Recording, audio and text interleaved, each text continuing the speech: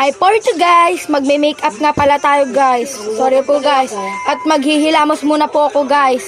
Para basa po yung mukha ko. Maglalaho muna po tayo. Tapos na po guys at nakapaghilamos na po ako. At ito po guys oh. Hinigay na lang po to sa akin guys ng mama ko. Libre niya na lang po to sa akin guys. Tong pang ano po to sa mukha. Para pag nasa arawan ka po guys, di ka po maaanuhan. Ang una ko pong gagamitin is ito. Paano mo pala ito nabuksan, ma? Ito. Ito na po ang ating Bilis na, ma. lalaki, oh. Paano mo ito nabuksan? Ito po, oh.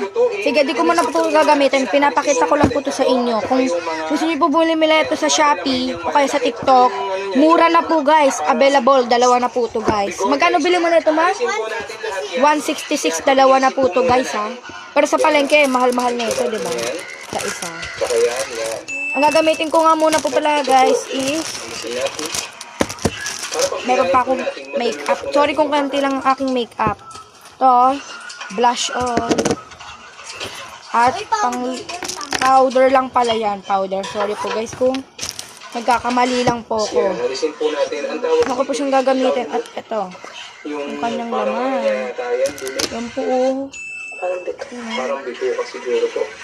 Yan po siya guys. Yan. Inaalis po yan. Yan. Yan po siya o diba? At gawin na Tanggalin ko lang po natin yung ito plastic. sa lahat Yan. ng ating Yan po siya mga guys. So, products. Yan. ito po yung ano niya. Comb. Taray ko na po.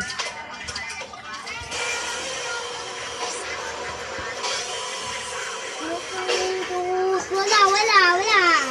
O diba guys?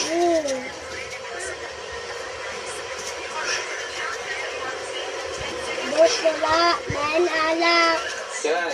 Una po ay lumisin po muna natin ang mga crafts. O diba guys, nag-makeup na po tayo guys kung alam nyo lang po. Dalawang lalaki, tatlong babae po. So, Ito siya. linisin po muna natin. Mura lang po to sa Mac Inject.